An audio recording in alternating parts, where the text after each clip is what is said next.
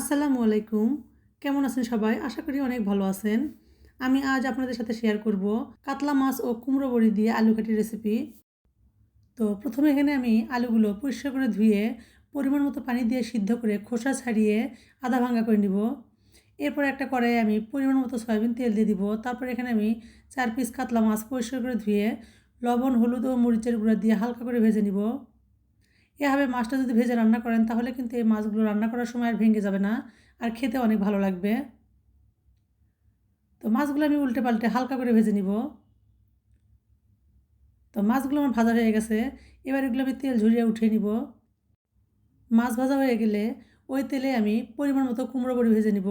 আর কুমড়ো বড়িগুলো অবশ্যই কিন্তু রান্না করার সময় তেলে ভেজে রান্না করে নেবেন, তাহলে কিন্তু এই কুমড়ো বড়ি খেতে অনেক ভালো লাগবে। তো বড়িগুলো আমার ভাজা হয়ে গেছে। এবার এগুলো আমি তেল থেকে উঠিয়ে নিব। এবার একটা পাতিলে আমি পরিমাণ মতো সয়াবিন তেল দিয়ে দিব। তারপর দেবো পেঁয়াজ কুচি। এবার পেঁয়াজ কুচিগুলোকে আমি একটু সোনালি রঙ করে ভেজে নিব।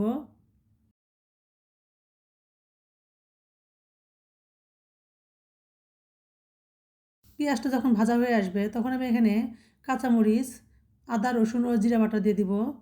এরপর দেবো স্বাদ মতো লবণ, হলুদের গুঁড়া, মরিচের গুঁড়া, ধনিয়ার গুঁড়া।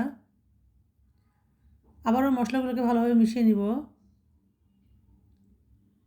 আর এই আলু ঘাটিটা রান্না করার সময় অবশ্যই কিন্তু কাঁচামরিচ ও শুকনো মরিচ দুটো দিয়ে রান্না করবেন, তাহলে কিন্তু এই আলু ঘাটির কালারটা অনেক সুন্দর হবে আর খেতেও কিন্তু অনেক ভালো লাগবে। এবার এখানে আমি অল্প পরিমাণ পানি দিয়ে মশলাটা ভালোভাবে কষিয়ে নিব। আর অবশ্যই কিন্তু এখানে ভালোভাবে কষাতে হবে। মশলাটা যখন কষানো হয়ে যাবে আর তেলটা এরকম উপরে উঠে আসবে, তখন আমি এখানে দিয়ে দিব আগে থেকে সিদ্ধ করা আলু। আলুগুলো দিয়ে মশলার সঙ্গে ভালোভাবে মিশিয়ে নিব। এরপর এখানে আমি অল্প পরিমাণ পানি দিয়ে আলুগুলো ভালোভাবে কষিয়ে নিব। আর এখানে দিয়ে দিব আমি রাঁধুনি পাতা। এটা কিন্তু ধনিয়া পাতা না, এটা রাঁধুনি পাতা। আর আলু ঘাটি করার সময় অবশ্যই কিন্তু এই রাঁধুনি পাতাটা দেওয়ার চেষ্টা করবেন।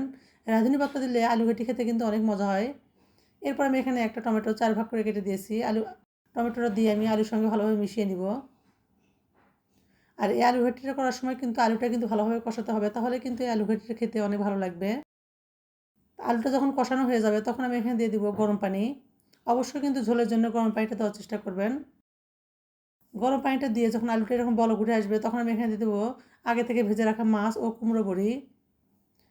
এবার মাছ ও কুমড়ো বড়িগুলো দিয়ে আমি বেশ খানিকক্ষণ এটা রান্না করে নিব। তো আলু ঘাটিটা আমার হয়ে এসেছে। এবার আমি সবশেষে এখানে দিয়ে দেবো ভাজা জিরার গুঁড়া। ভাজা জিরার গুঁড়াটা দিয়ে আমি এটা চুলা থেকে নামিয়ে নিব। তো দেখে হয়তো বুঝতেছেন কতটা সুন্দর ও লোভনীয় হয়েছে। যারা এভাবে একবার মাছ দিয়ে আলু ঘাটি রান্না করে খেয়েছেন তারা তো অবশ্যই জানেন কতটা মজা হয়। আর যারা খাননি তারা একবার হলেও রান্না করে দেখতে পারেন। আশা করি অনেক ভালো লাগবে। আল্লাহ হাফেজ।